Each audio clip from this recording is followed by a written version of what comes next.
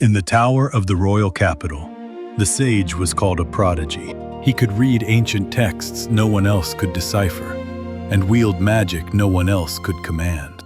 Praise, before long, hardened into certainty.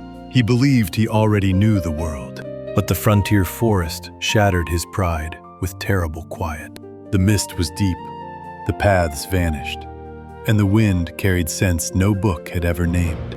The first to sense the presence of monsters was a ranger covered in dirt, and what calmed the trembling party was neither sword nor spell, but the low song of a traveling bard. Night fell. At the bottom of a valley, the group was surrounded by monsters.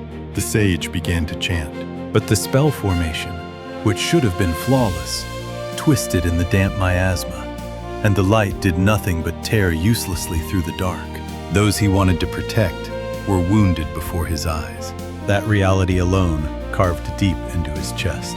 Beside him, as he dropped to his knees in the mud, the ranger ran forward. Broken branches, soggy earth, a sky emptied of birds.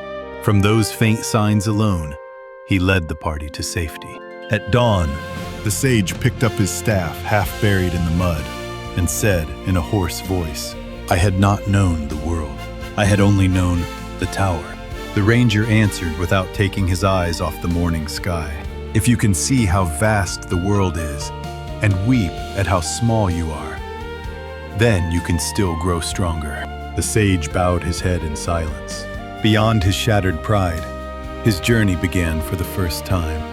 A frog in a well knows nothing of the great sea. Talent born in a narrow world becomes real only when it meets a wider one.